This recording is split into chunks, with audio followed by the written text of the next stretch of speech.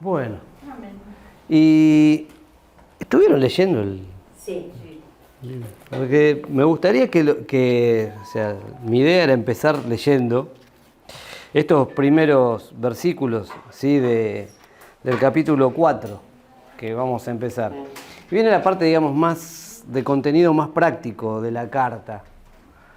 O sea, menos teológico y más práctico, o mejor dicho, toda esa teología volcada en los primeros capítulos, puesta en forma práctica sobre las conductas o sobre cómo tenemos que manejarnos.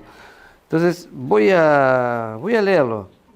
Dice: yo pues, preso en el Señor, os ruego que andéis como es digno de la vocación con que fuisteis llamados, con toda humildad y mansedumbre, soportándoos con paciencia los unos a los otros en amor, solícitos en guardar la unidad del Espíritu en el vínculo de la paz.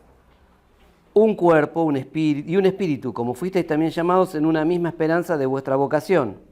Un Señor, una fe, un bautismo. Un Dios y Padre de todos, el cual es sobre todos y por todos y en todos.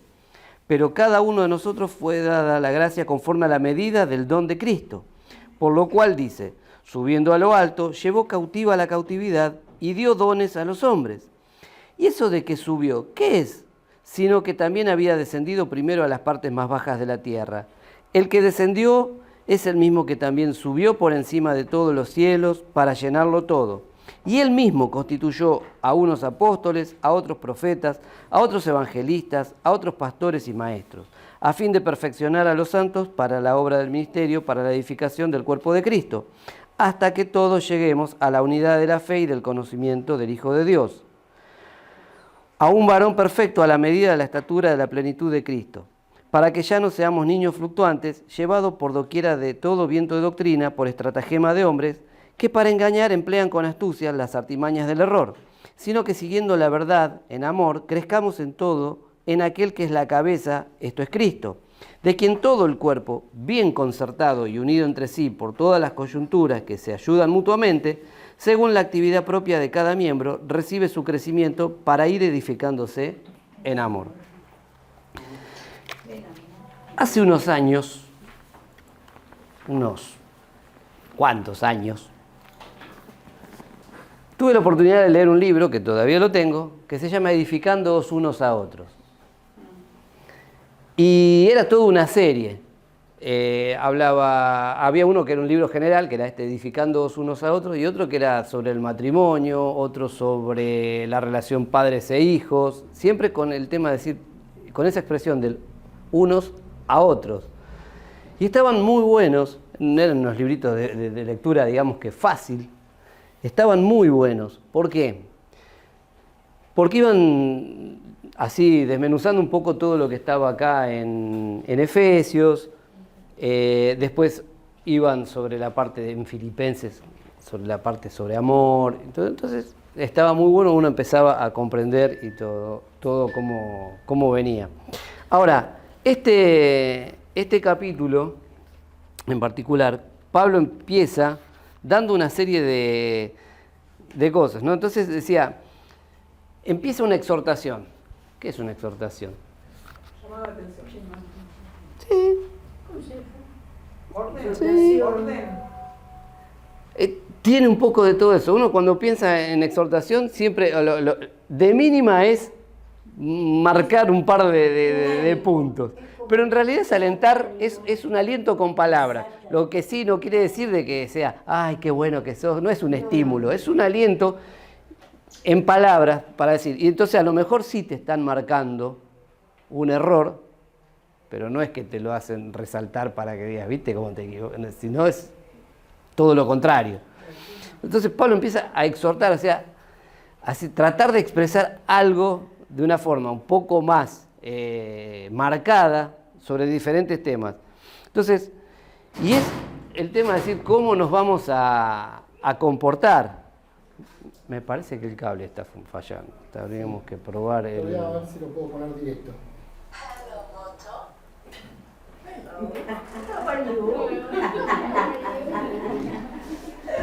que a mí me gustaría ahora sí tener el ayuda a memoria, así que vamos a ver, igual vamos a...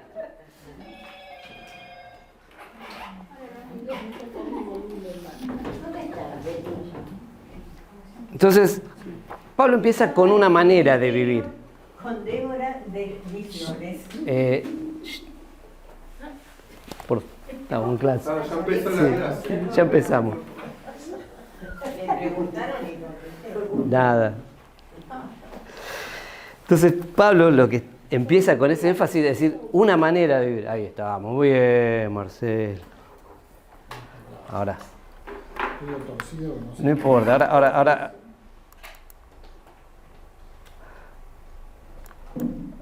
Yo tengo acá la ayuda a memoria y yo no me gusta apoyarme en los PowerPoint, pero lo que pasa es que es eso para mí.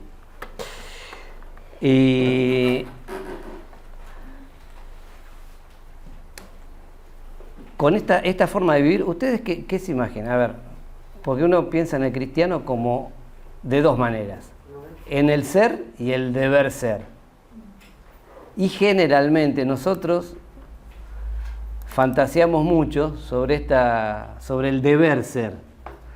Yo tendría que ser así, el cristiano tiene que ser esto. Entonces después cuando nos empezamos a ver decimos, ¿pero somos realmente así? Y ahí empiezan las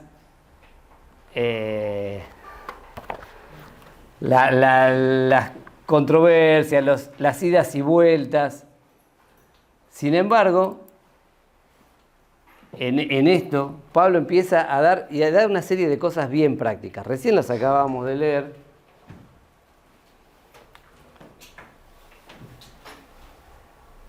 Perdón, ¿eh? Sí, estás perdonado.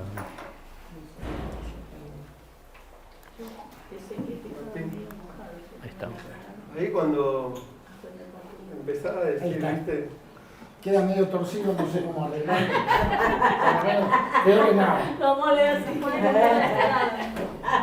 Como la exhortación que vos estabas diciendo, que hice acá en la versión NTV, Sí. es bastante claro, ¿viste? Le dice, les suplico que lleven una vida digna del llamado que han recibido de Dios.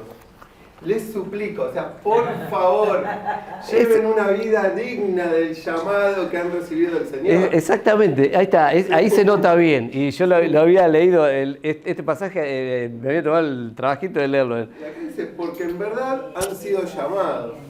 ¿Esto qué está diciendo ahí? Que todos fuimos llamados. Todos. Ahora, y vamos por ese lado.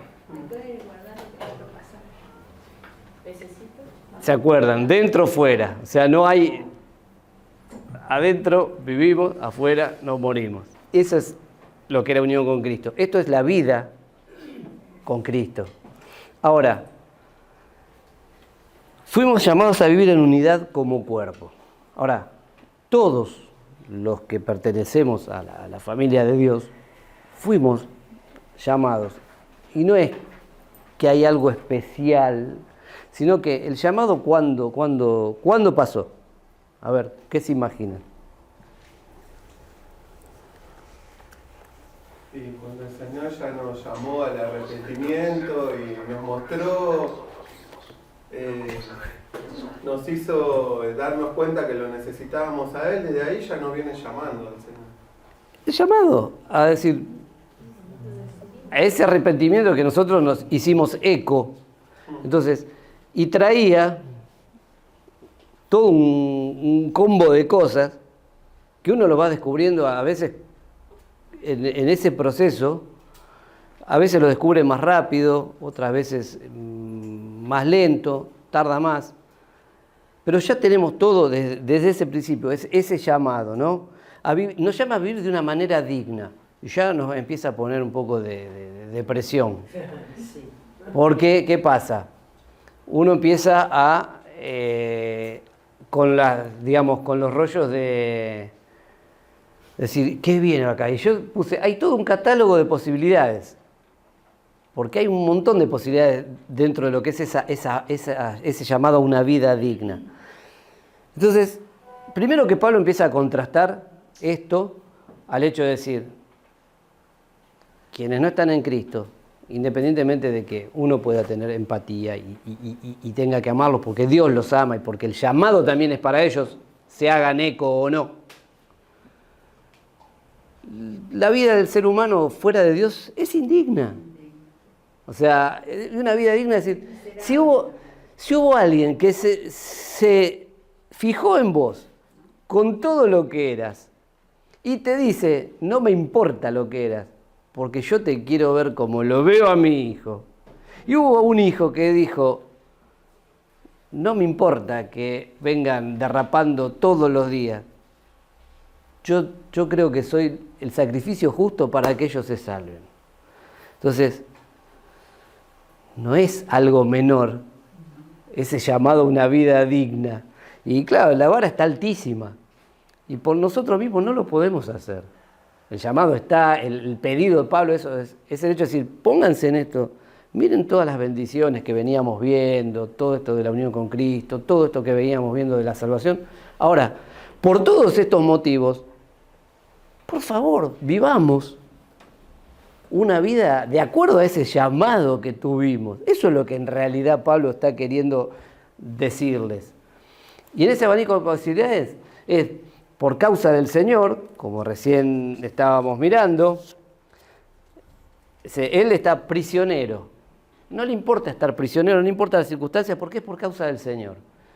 Entonces, si yo siendo un preso puedo vivir esa dignidad o tratar de llevar adelante esa vida digna de él, ustedes háganlo, que no están presos.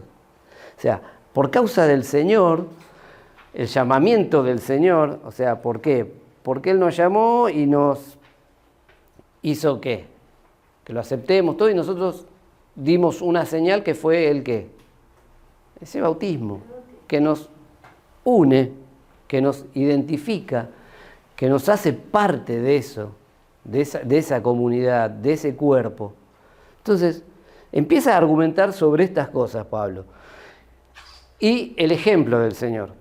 Entonces, el ejemplo del Señor es todo lo que veníamos hablando. Y a mí me llamó la atención en el libro todas las diferentes palabras, ¿no? Entonces, primero decía humildes, que yo no lo puse ahí. Y yo estaba leyendo y me asombraba, ¿no? Que la humildad no era precisamente una virtud. El cristianismo le dio un sentido de algo virtuoso. Humilde era asemejarse a alguien que baja la cabeza y no importa, y generalmente era para un esclavo, para un sirviente, para una clase menor. Y el cristianismo lo resignifica, esto de ser humilde. ¿Por qué? Porque si bien dentro del judaísmo la humildad era un valor, no era de los más cultivados y no era de los más, digamos, se tenía esa humildad hacia Dios, pero respecto a mi semejante, no, ahí está el problema. El judío entendía que tenía que ser humilde. ¿Por qué? Porque Dios que mira, un corazón contrito y humillado, o sea, el que es humilde es el que... Entonces estaba todo bien. Hacia Dios el judío trataba de hacer eso. Ahora, con su semejante no era tanto. Al contrario, los religiosos iban orgullosos. Llevaban esas túnicas especiales y les gustaba sentarse, como decía Jesús, en los lugares del privilegio. O sea, la humildad, nada. Estoy orgulloso de ser humilde. ¿Podría ser la influencia también de los griegos? No, peor todavía. Los griegos todavía era peor. ¿Por qué? Porque era una cultura donde era algo muy... una cultivadora del ego. O sea, fíjense que en la mitología griega, casi todos los dioses tienen alguna complicación, son carne de diván, todos los dioses griegos. ¿Por qué? Porque ellos proyectaban sobre esas deidades todos sus propios rollos psicológicos, entonces le daban ciertas características y tenían unos líos familiares, otra que... Y para hacer saga, o sea, mitos griegos podemos otra que la Rosa de Guadalupe, no termina nunca. Y era así, entonces no era precisamente una virtud. El cristianismo resignifica todo esto. Y tengo un versículo que cuando estaba viendo me surgió ahí y quería compartirlo. Es el Mateo 18, del 1 al 4.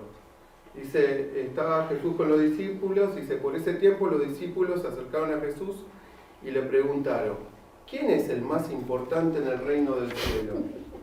Jesús llamó a un niño pequeño y lo puso en medio de ellos. Entonces dijo, les digo la verdad, a menos que se aparten de sus pecados y se vuelvan como niños, nunca entrarán en el reino del cielo. Así que el que se vuelva tan humilde como este pequeño es el más importante en el reino del cielo. O sea, A ver si entienden. cuando uno, a veces cuando uno dice que Jesús, hay un libro que se llama, y era una serie de estudios, Jesús el Radical, no tenía nada que ver con Irigoyen ni con Alem, simplemente que era el radical, alguien que iba a la raíz y cambió. Entonces, Jesús hizo eso, o sea, y ese es el impacto.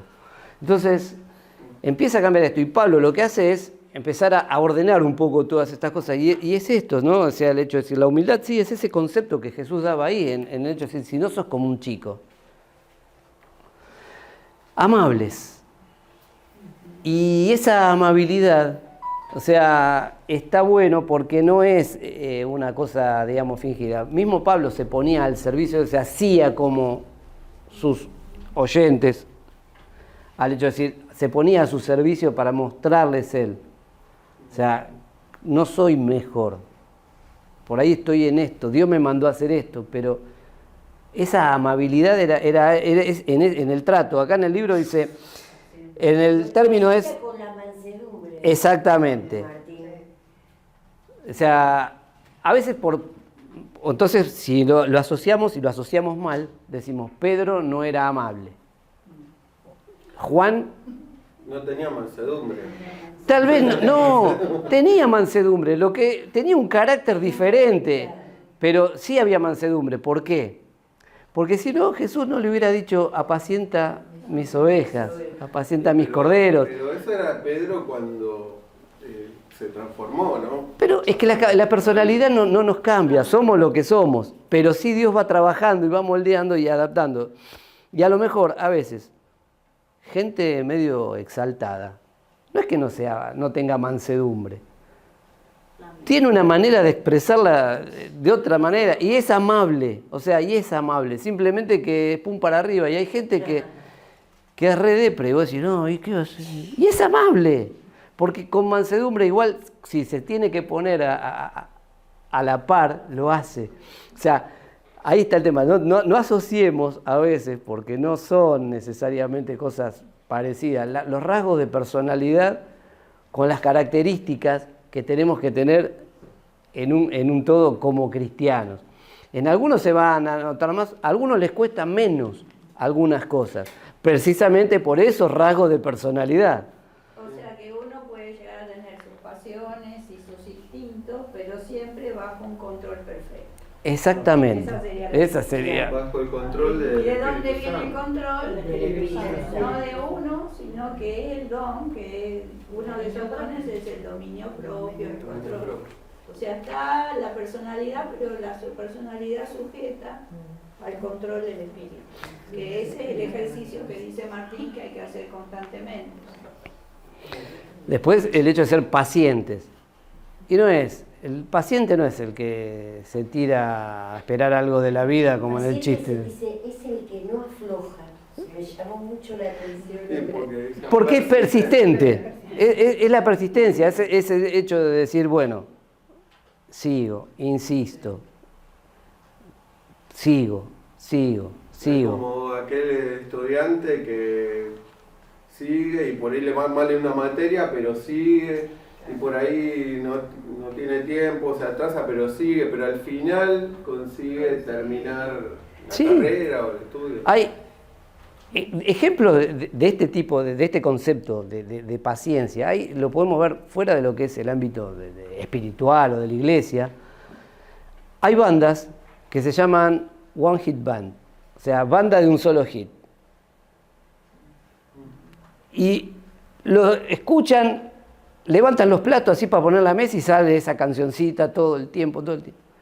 Y nunca más pueden llegar a grabar, porque es tal el éxito, la difusión que tienen con esa canción, que eso se lo lleva puestos, se lo come. Y hay otras bandas que por ahí tardan unos años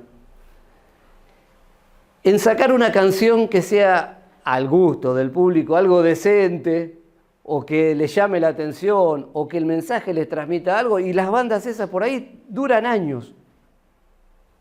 Duran años. Y cada tanto te mandan 2, 3 canciones y decís, mirá, la banda esta, y todo el mundo Todos generalmente con las bandas que son de un solo hit, no nos acordamos ni de la banda. Si yo pusiera la musiquita, la intro acá de la serie Friends, tan, tan, tan, tan, tan, todo el mundo sabe que es la musiquita de Friends.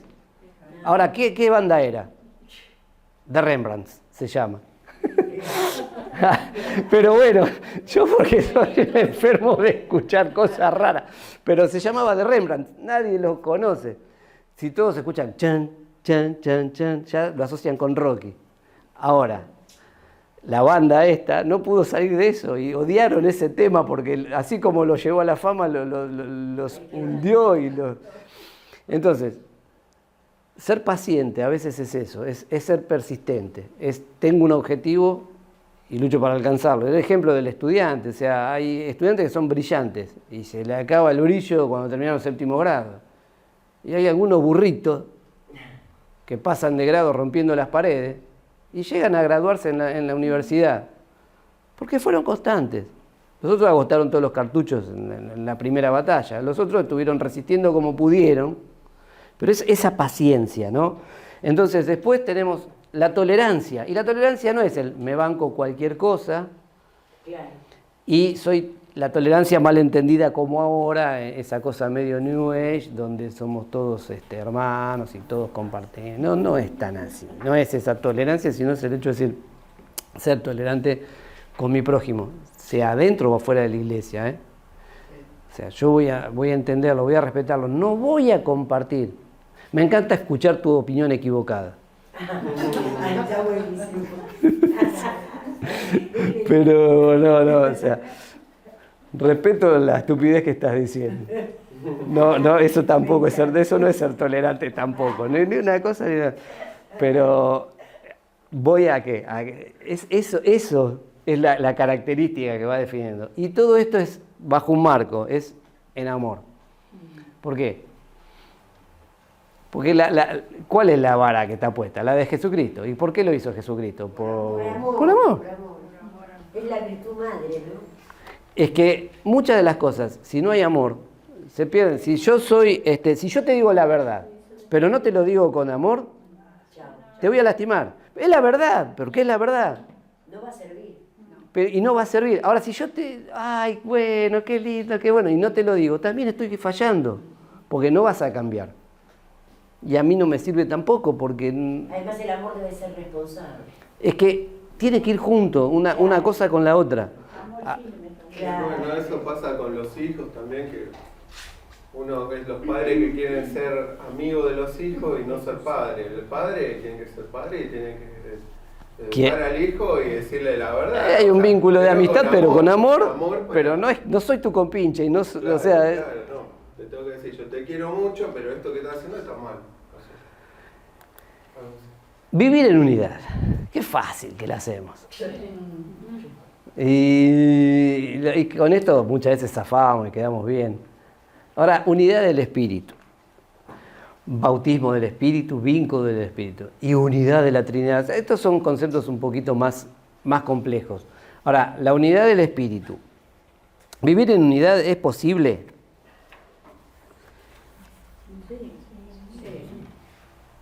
Sí, ahora, ¿es fácil?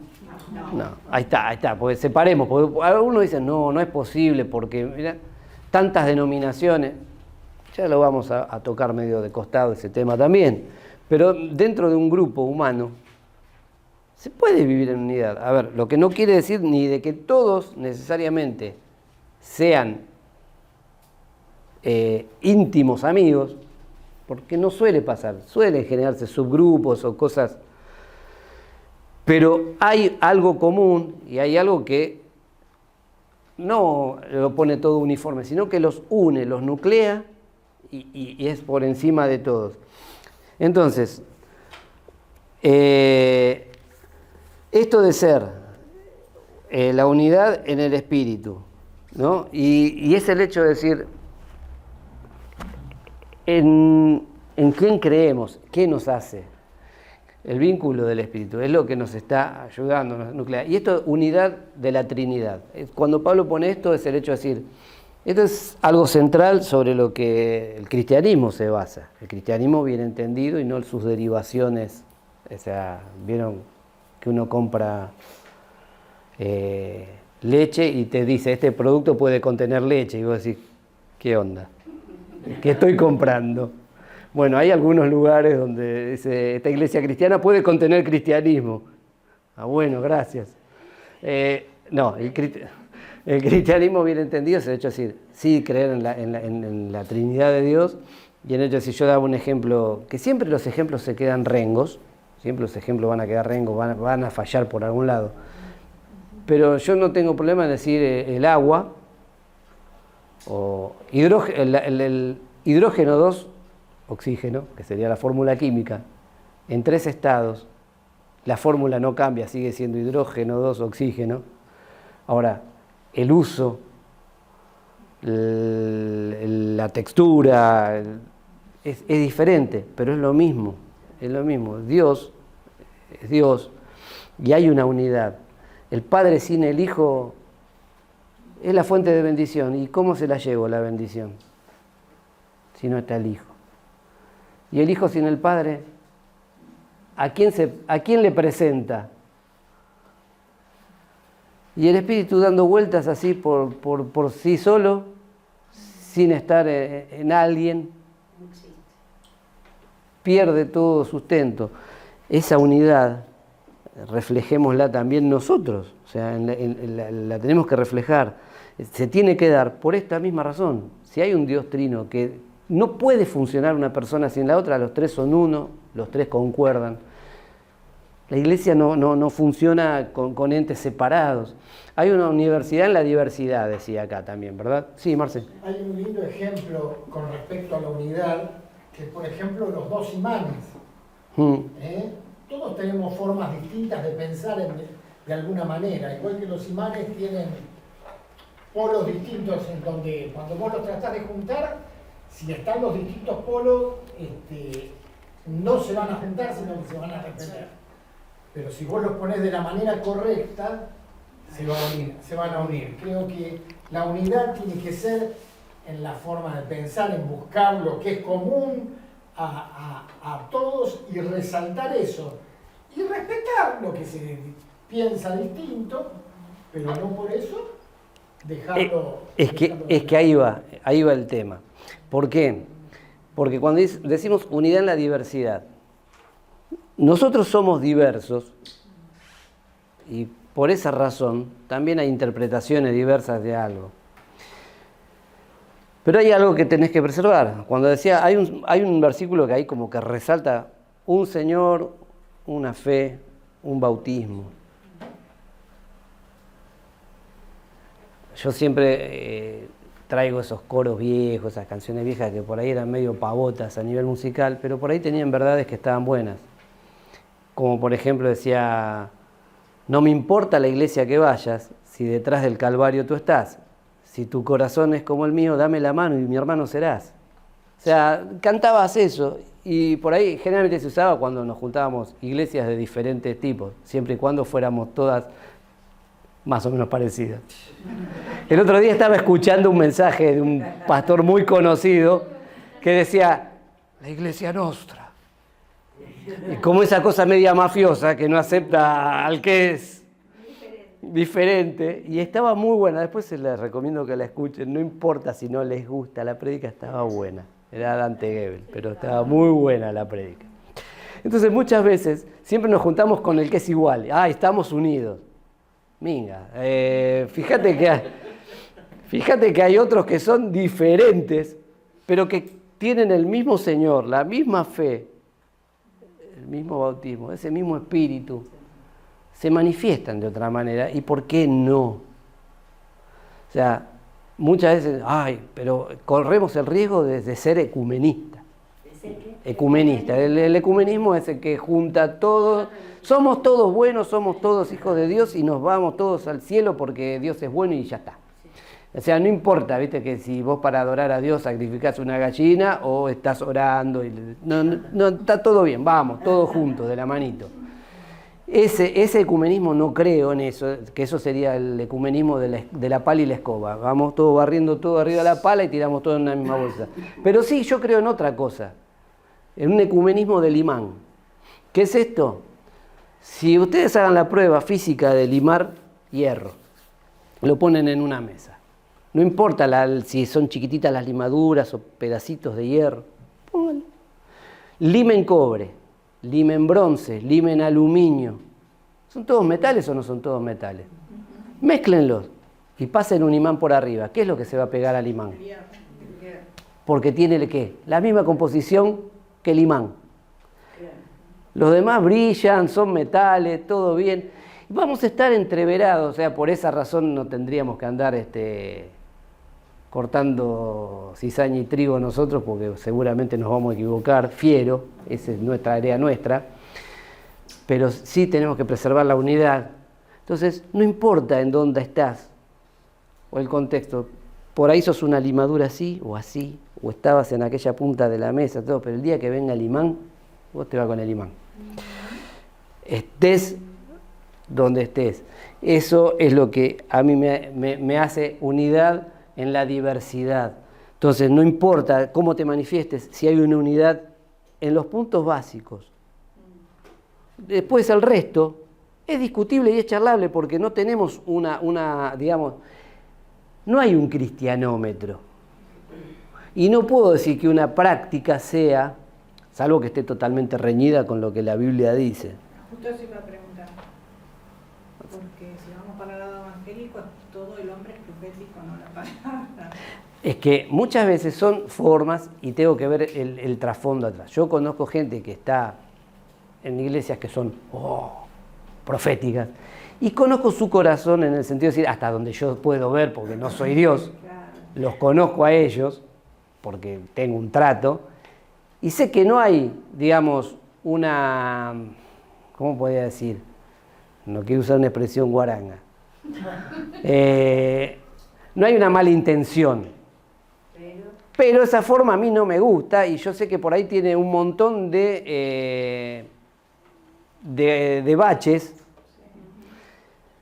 Y yo tengo la confianza de decirle, mirá, no está bueno, pero con esto no seguimos, no dejamos de ser hermanos. ¿Por qué? Porque nunca, aún a pesar de algunas prácticas o de maneras de enfocar, nunca dejan de hacer el énfasis en que la salvación es ¿por quién? Por Jesucristo y no hay otro elemento de por medio. En que el que trabaja en vos es el Espíritu Santo y que la autoridad máxima es la Escritura. Entonces, si estás en ese marco, ¿cómo lo practiques?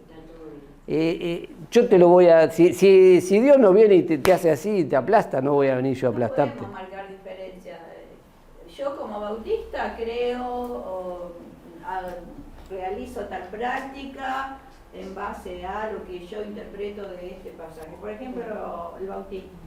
Para algunos lo hacen de niños, otros lo hacen de adultos. Como bautista, yo considero, interpreto que el bautismo es por inmersión, así. Ahora, porque el metodista bautice niños, ¿va a ser mi enemigo? No, él también cree en Cristo como su Salvador, ¿no? Las experiencias de estar en países en donde somos el 0,05% de cristianos, si ustedes vieran la alegría de decir, me encuentro un metodista con un bautista, y el abrazo de decir, estamos peleando la gran batalla en un mundo donde Cristo no es ni siquiera conocido. entiendan la dimensión. Y acá en la cultura nuestra nos damos el tupé de estar enemistados y peleados por cuestiones que no son las fundamentales. Entonces, a través de esto entendamos lo que quiere decir Pablo a través de la unidad, porque el mundo que él lo rodeaba estaba muy contaminado de un montón de creencias.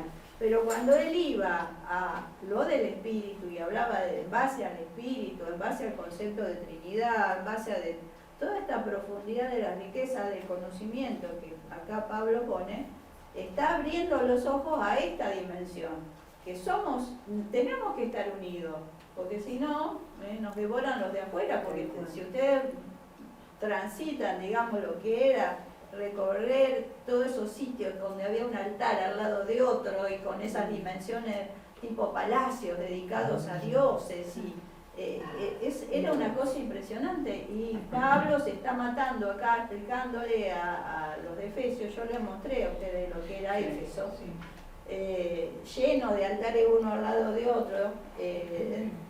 Se está rompiendo la cabeza usando palabras para explicar de este concepto de la importancia de que como cristianos estén unidos en el espíritu. ¿Cuál sería el cemento? El cemento es de la obra de Cristo en la cruz, la salvación, la salvación, ¿qué más? Dentro del cuerpo de Cristo es importante, como dice acá, el amor para poder dejar pasar algunas cosas, por ejemplo, aceptar el hermano distinto. Pero el cemento, o sea, el amor puede ser, qué sé yo, entre budistas, suponete. Digo, el cemento y bueno, de pero esta entre unidad que nos Es está- la obra de Cristo, es el Espíritu Santo obrando en... Además, la cabeza es Jesucristo. Ahí Y la cabeza Y ahí vamos a es llegar. Jesucristo, porque es el cuerpo que dice. Ahora sí Hay llega. algo- Ahora llegamos a eso. Perdón, hay algo muy importante.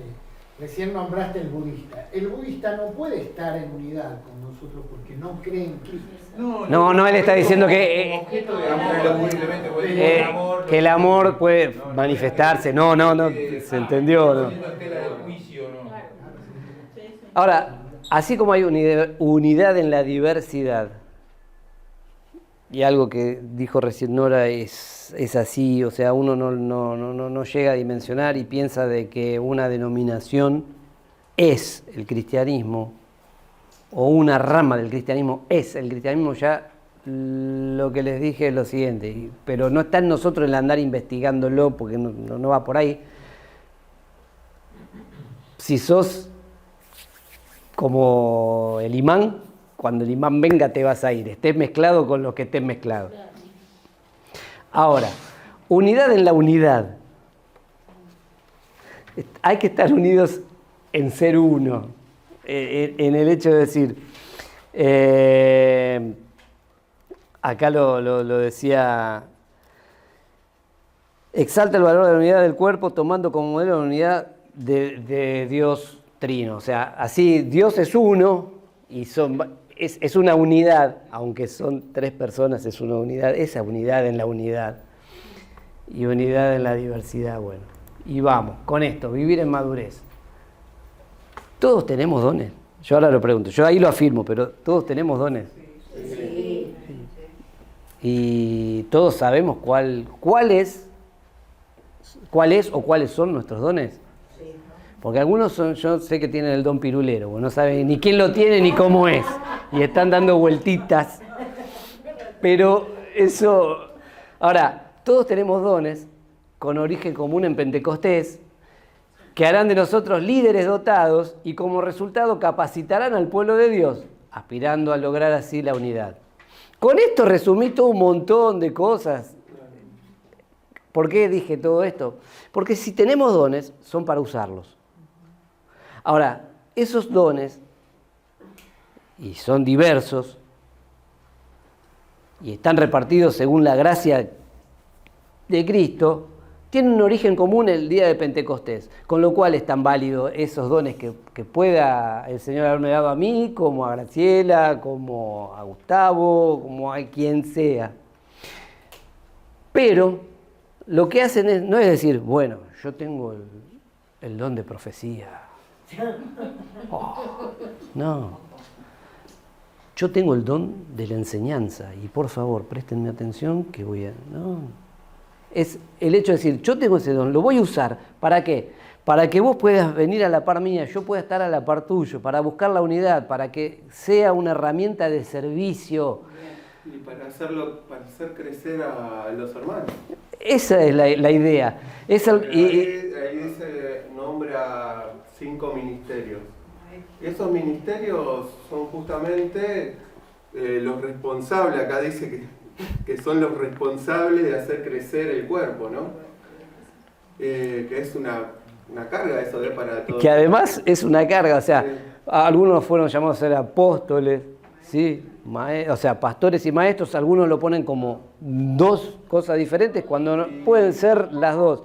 Ahí yo difiero un poquito con el autor del libro que dice que un pastor siempre es maestro, aunque un maestro no siempre es pastor. No, sí. Y yo en eso difiero. ¿Por qué?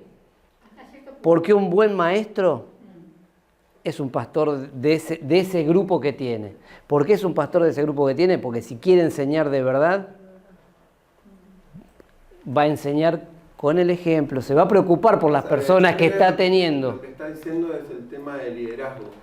El que es pastor tiene un tema de liderazgo, o sea, las ovejas lo siguen, o sea, ese es el pastor. Sí, pero... Después está también el que enseña. Sí, pero te digo una cosa, cuando sos maestro en el ámbito cristiano, vos sos el pastor de ese pequeño rebaño. Los niños, por ejemplo, no van a ir a Gustavo, van a ir a su maestro, que es el que los está pastoreando.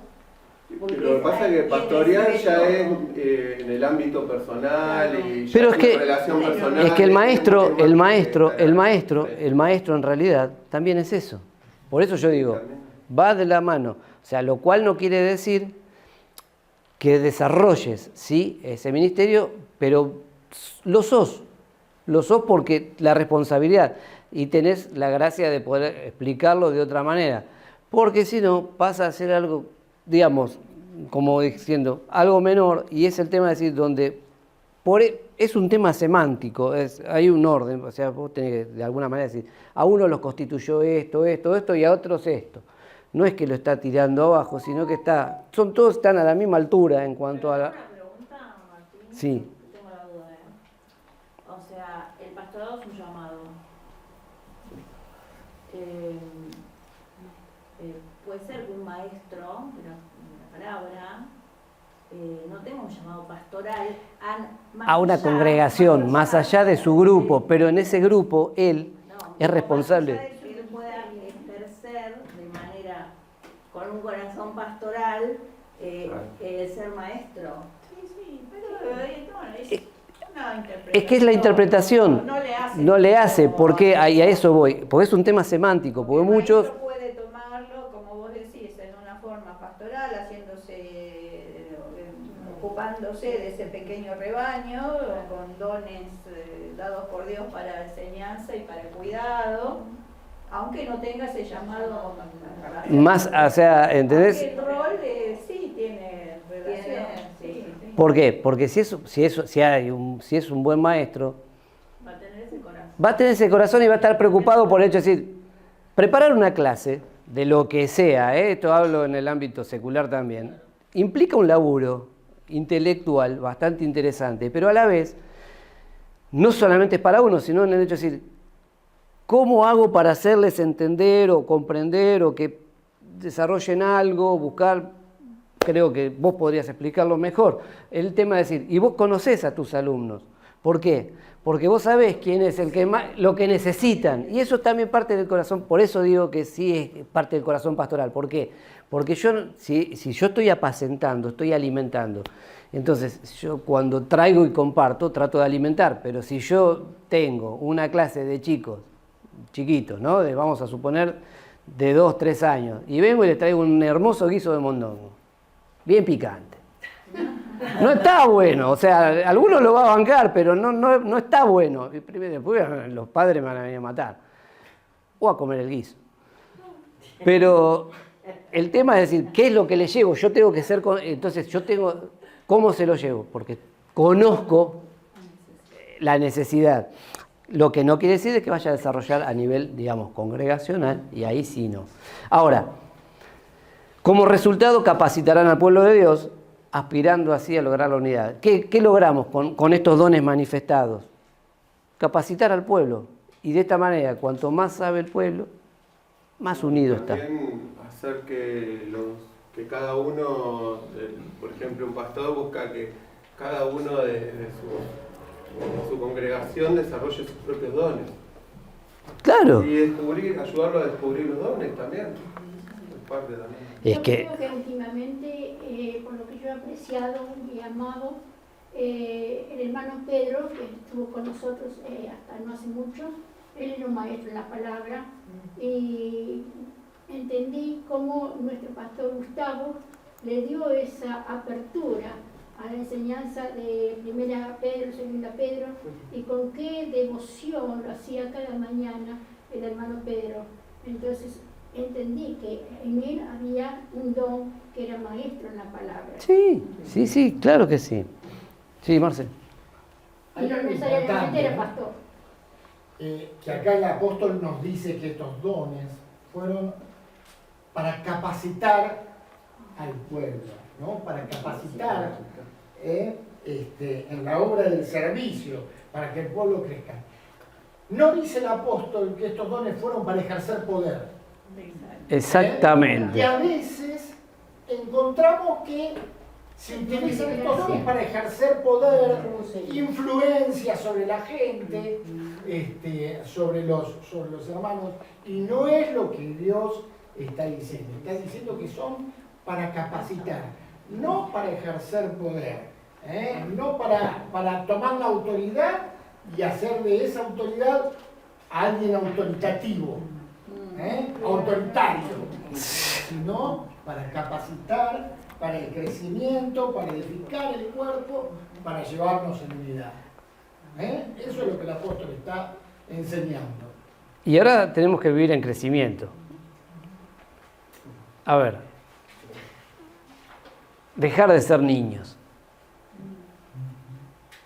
Y ahora no es una contradicción contra el pasaje que leía Pierre al principio, sino es otra cosa, porque ser como niño no quiere decir ser inmaduro, exactamente. O sea, tener la capacidad de sorpresa de un niño, tener la capacidad de descansar sobre lo que el padre dice. De creer. Es eso. Ahora, dejar de ser niños en nuestra vida relacional como iglesia es bastante interesante. ¿Por qué? Había una canción también que decía: él solo es un bebé gordo que pide el biberón y no espera, y la comida fuerte que vendrá, él nunca recibirá, una cosa así. Sí, terminaba por esos lados, es que era así, tenía una partecita más, pero era la canción, en el estribillo decía esto, no era una canción cristiana.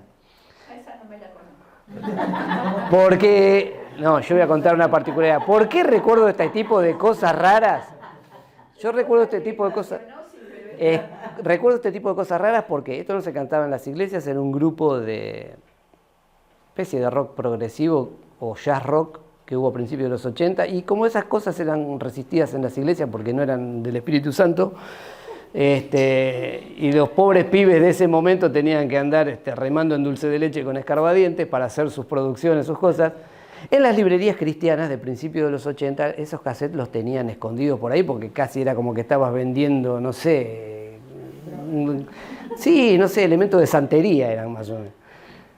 Y tenían, de otros cantantes cristianos que musicalmente son totalmente discutibles y las producciones eran bastante berretas. Pero bueno, era lo que vendía. Y esos había que ponerlos todo el día, y darle, y yo los detestaba, porque no me gustaba la música, y yo empecé a ver, ¿y por qué no pones esto?, le decía al dueño de la librería. No, eso no, porque a él le gustaba, pero le daba vergüenza tener que... Yo agarraba y yo lo... Y ahí descubrí un universo de música que no sabía ni que existía. Entonces empecé a escuchar letras Después conocí a los autores de esas letras en algunos casos y yo no podía creer porque decía, chao, y vos eras el que escribías y cantabas esto. Y para mí era como decir, había conocido a los Beatles, más o menos. Pero no era eso, era el tema de decir, escribían este tipo de cosas porque expresaban algo que les pasaba. Y es cierto, muchos cristianos son como ese bebé gordo. Y piden el biberón y no esperan la comida fuerte que vendrá. Y muchos cristianos no crecen, ¿no? Tienen 50 años en la iglesia y todos los años cumplen un año. O sea, no es que tienen 50 años maduros, no, tienen un año, 50 veces repetido. Y es que por ahí, esos cristianos por ahí siempre buscan recibir y por lo general nunca dan, siempre quieren recibir. Sí. Entonces, el día que no me estás dando lo que yo quiero, acá en esta iglesia me voy a otra iglesia donde me dan supuestamente lo que yo estoy necesitando y después cuando no lo encuentro ahí me voy a otra iglesia. Había una hermana que lo definió muy bien una vuelta, no, porque yo no me fui de allá porque se les terminó el amor y después se ve que en la iglesia donde estábamos en ese momento se nos terminó también porque también se fue. Estaba genial. En algunas congregaciones se les llama hermanos veletas. Sí, sí. Es un cristianismo nómade 2 o 3 años en cada lugar. Entonces hay que dejar de ser niños y estar demandando. Hay que comenzar a ser maduros.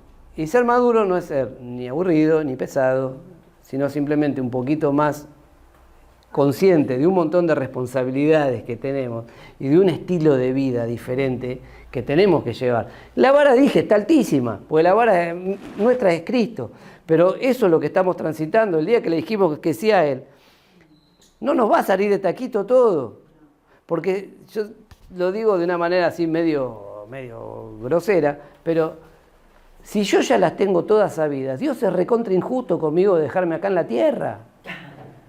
Y claro, ¿por qué tengo que aguantarme a lo demás? Si yo ya las viví todas, Señor, llévame con vos, ya está. Y no es así. Porque hay un proceso de crecimiento y de madurez hasta alcanzar la estatura de la plenitud de Cristo, hasta que esa imagen de Cristo quede formada en nosotros. Viste que da un ejemplo el del bebé. Sí. Viste que lo normal es que el bebé crezca el bebé. Pero, y lo anormal es cuando deja de crecer el bebé.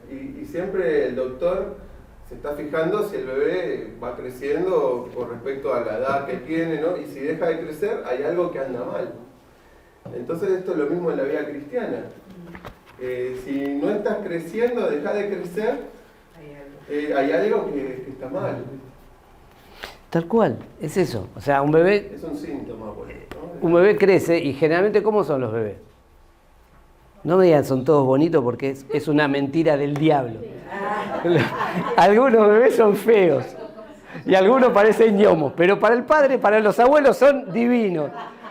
O sea, uno le puede dar ternura, pero vamos a ser sinceros, salen todos arrugaditos, todo así. Cuando son una persona recién nacida está pasando un trauma, no.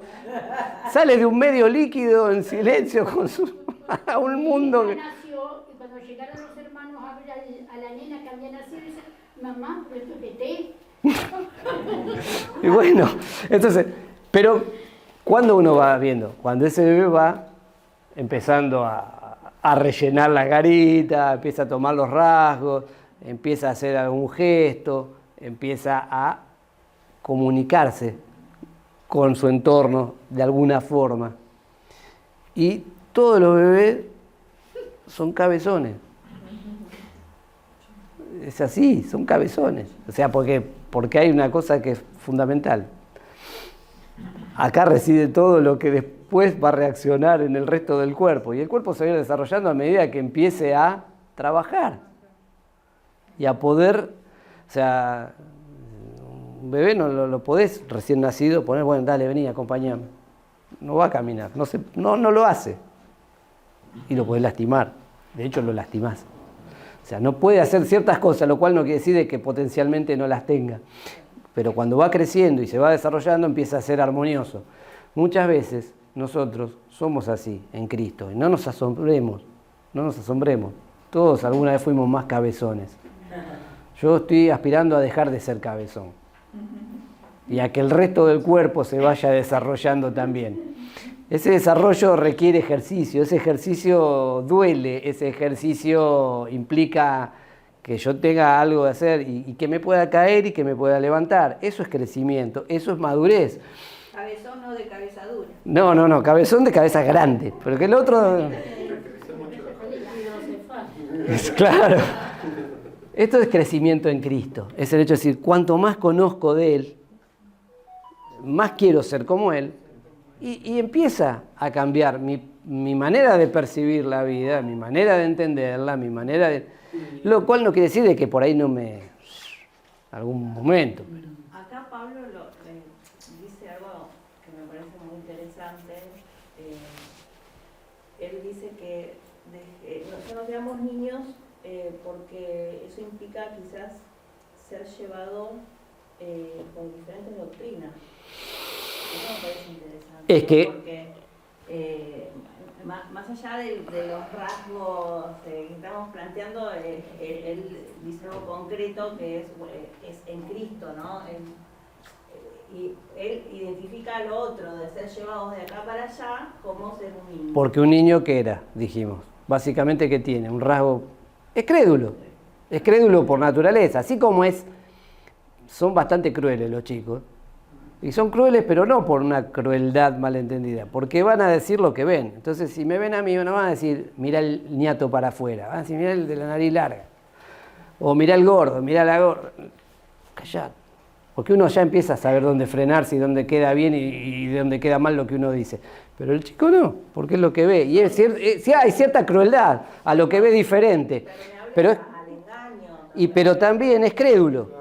O sea, si vos le decís que va a venir...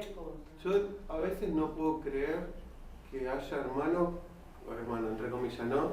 Creyentes que terminen en los testigos de Jehová, por ejemplo. Sí, no, realmente es increíble. ¿Cómo cayeron? El tipo estuvo 20 años en la iglesia y nunca le entró la palabra, porque tienen tanta diferencia doctrinal que uno no puede creer que se haya caído, o en la iglesia acá de la Palomita, ¿no? De una iglesia universal. Y vos decís, ¿cómo puede ser que un creyente llegue? Pero bueno, ahí te das cuenta de que nunca maduró el creyente. Ahí está el tema. Yo dije, hay gente que hace 50 años que está en la iglesia, pero no tiene 50 años, tiene un año, todos los años cumple un año. Es ese tipo de gente que es ese ejemplo, es el hecho de decir, crecer implica que madures, y que madures implica que no te arrastres por cualquier cosa. En otras partes, Pablo avisa, dice, no todo el que me dice Señor, Señor, lo decía Jesús, pero Pablo decía, miren, tengan cuidado que va a haber hombres así, así, así. Siempre hay gente, Pablo lo estaba escribiendo acá y se los estaba diciendo a los efesios. ¿Por qué? Porque ya ahí había una corriente metida dentro de la iglesia. Había dos corrientes principales que estaban pervirtiendo la iglesia. Una era los judaizantes y otra eran los gnósticos. Los judaizantes, bueno, ya los conocemos, heredamos algunos rasgos, porque nos volvimos medios religiositos y hablamos en cristiano evangélico, y bueno. Pero los gnósticos, ojo, que nunca se murieron, fueron mutando. Y hoy están bastante vivos en bastantes corrientes dentro de la iglesia evangélica. Sobre todo haciendo énfasis en el conocimiento, o sea, bueno, yo cuanto más conozco aún engañosamente, ¿no? de este concepto espiritual, y me meto con un fulano de tal que está en las redes y que dice de la espiritualidad de acá, de allá, y mete cosas que no están en la palabra, y todo eso seduce, porque todo lo que es espiritual está muy relacionado con lo emocional, entonces uno quiere tener experiencia, quiere tener sensaciones, cosquillitas, qué sé yo. Entonces uno va en esa membrana tan finita que hay entre lo espiritual y lo emocional y lo que puede meter el enemigo, que llegamos, o hay cristianos que pueden llegar a confundirse, ¿no? Entonces esta palabra de estos consejos son consejos para nosotros, y él habla de comparar la palabra con la verdad. Y siempre, si tenemos alguna duda, consultar, pero con gente de nuestra congregación. Pero justamente, pastora, la persona que es emocional no va a la palabra. Sí, pero busca Por eso todas las son cosas demandados. es un menú a la carta, las redes, lamentablemente, y a lo mejor ponen a la oreja cosas que están desvirtuando la verdad de Dios, pero seducen porque llaman la atención, ¿no? A mí también me pasa que como a él que le cuesta entender cómo personas que estuvieron acá se van para otros lados, o a Testigos de Jehová o otras iglesias, y yo ahora en este tiempo entendí que porque son engañados porque son emocionales. Claro. Nunca fueron espirituales. Y el crecer te trae convertirte espiritualmente todo tu ser. Y eso es lo que ellos no quieren, por eso se van a lo emocional. Es mucho más fácil comer algo dulce o algo con grasa que algo saludable. Seguro, ¿Sí? porque en estas iglesias, por ejemplo, te muestran esos caramelos como diciendo, los testigos te dicen, bueno, tenés que cumplir todas estas reglas rajatabla y vos vas a ganarte el cielo cumpliendo las reglas. Y el otro, allá te dice, no, vos tenés que comprarte la sal del Mar Muerto y ponerla detrás de tu casa y listo, y con eso vas a solucionar todos tus problemas. Entonces, son dos caras de la misma moneda. Buscan materializar la espiritualidad, ¿no? Sí, o sea, algo tangible, algo... El tema es crecimiento en Cristo y permitir ser edificados. Permitir ser edificados. ¿Y cuántos vieron el proceso de un edificio? Si los cimientos no están buenos, después el edificio siempre queda chueco. Pero el cimiento es lo que más duele. Ahora, una vez que pasó eso y después ya podemos empezar a edificar y es otra historia.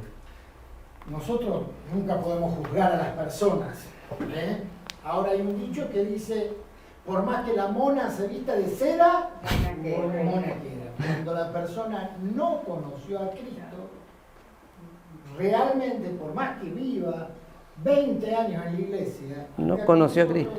Un día se va a ir al un bautismo, como me ha pasado con un conocido. ¿No? Nunca conoció a Cristo.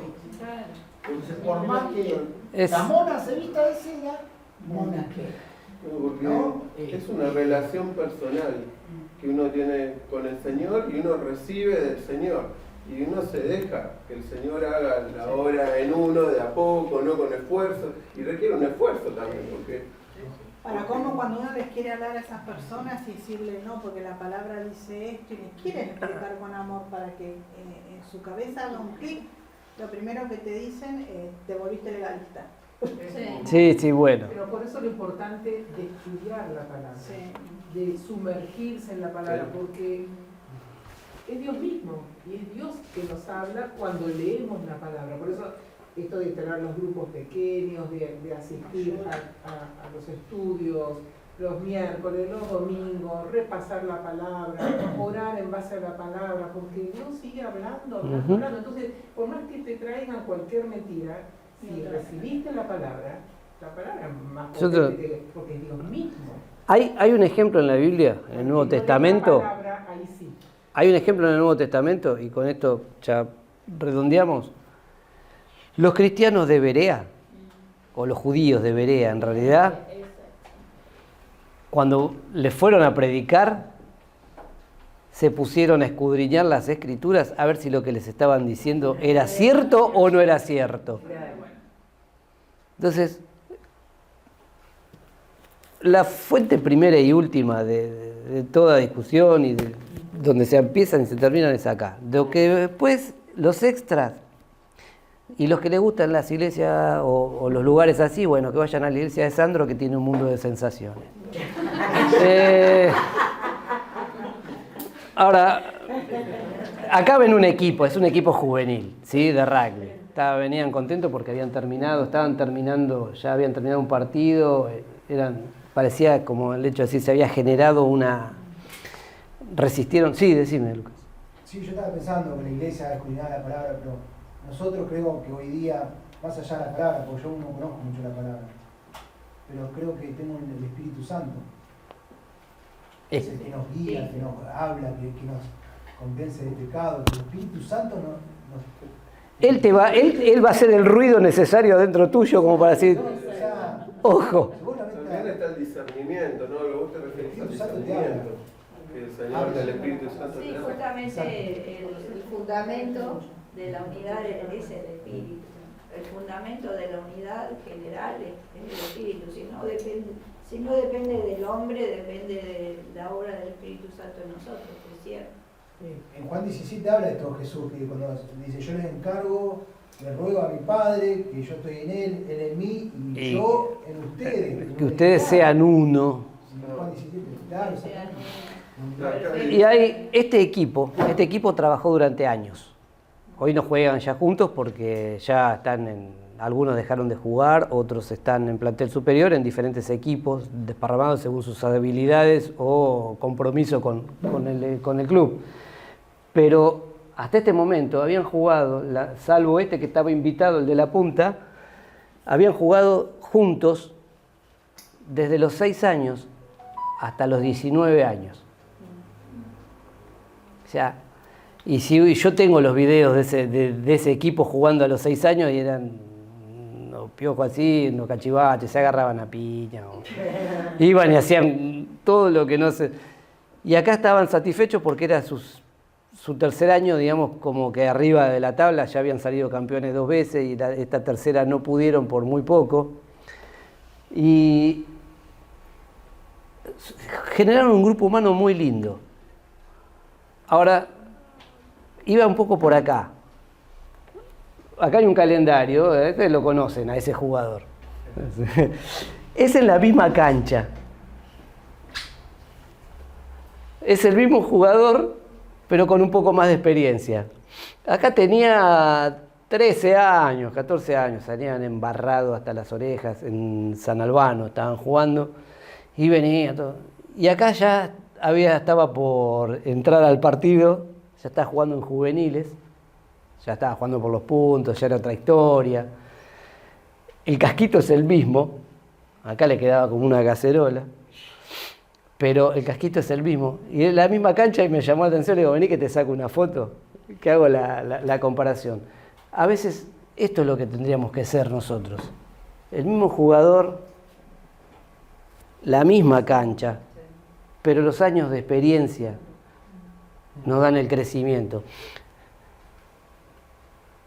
Nunca el Señor nos va a plantear algo que no podamos hacer o enfrentarnos a algo que no podamos vencer. Entonces el crecimiento es el desafiarnos a ir por más. Entonces, y ahí terminó, esa termina. Una jugada que termina en un try, qué sé yo, esa pelota fue, digamos que, clave. Y esa foto que le sacaron a mí siempre me gustó. Porque marca un momento especial, no de Juan, de todo el equipo. De todo el equipo. Era un punto donde el equipo funcionaba y le salían todas y habían crecido. Ese equipo que ustedes vieron al principio, habían llegado de nenes de 6 años, que se agarraban a las piñas, había uno que se peleaba con todo el mundo, hasta que uno que siempre lo veías calladito, que no decía nada, estaba en una gira en el micro, se le sentó al lado y hizo ¡pum! Basta. Y fue y se acomodó de vuelta en su asiento. Este quedó tan consternado que dijo, bueno, me pusieron los puntos, y vos lo veías jugar después y el pibe nada que ver, había cambiado, o sea, no estoy diciendo que vamos, al que no nos gusta, vamos y le pegamos, pero no dije eso. Estoy diciendo que a veces un sacudón te viene bien, y viene del que menos lo esperás. Todos se quedaron así, el resto como diciendo, ¿y? Pero fueron años. Algunos faltaba o se lastimaba o lo que sea, y entonces, volvé, vení al club, esto, lo otro, quedaban, vamos, y se reinventaban. Me quedan 10. Gracias, ya estaba terminando igual. Entonces, pensando en lo que dijo el hermano allá, que él no conoce mucho de las escrituras, pero sí del Espíritu Santo. Ahora el autor acá nos da varios ejercicios que nos llevan a ir por Corinto, a ir a Isaías, a ir allá para llevarnos a conocimiento del crecimiento integral, por ejemplo, del cristiano. Ahora, es muy importante eso, como dijo la hermana, el conocer las escrituras, escudriñar las escrituras, y el autor nos ayuda en ese aspecto. Sí, o sea, todo lo que estemos haciendo acá es el hecho de decir, ninguno de los que estamos acá las tenemos todas clarísimas ni las sabemos. Igual las dos cosas van unidas. El Espíritu Pero Santo. es que el Espíritu Santo es el que te va revelando la Escritura y es el que te da el crecimiento. Vos llegás a la madurez no porque solamente creciste, vos llegás a la madurez porque te entrenaste. Estos llegaron a la madurez como equipo porque se entrenaron, porque las pasaron juntos, las buenas, las malas, se pelearon juntos, se amigaron juntos. Y vos podés ser ese mismo jugador hoy y hacete el ejercicio. Y espera en un tiempo, después de haber, no sé, cursado materias, de haber estado experimentando, trabajando, sirviendo, vas a ver que te vas a dar cuenta de decir, la camiseta es la misma, la cancha es la misma, pero yo crecí, ya las habilidades son otras. O sea, me sale de otra manera. El juego va a ser más áspero, todo bien, pero crecí, maduré. Esa es la idea que Pablo le ponía a los efesios, maduremos. ¿Por qué?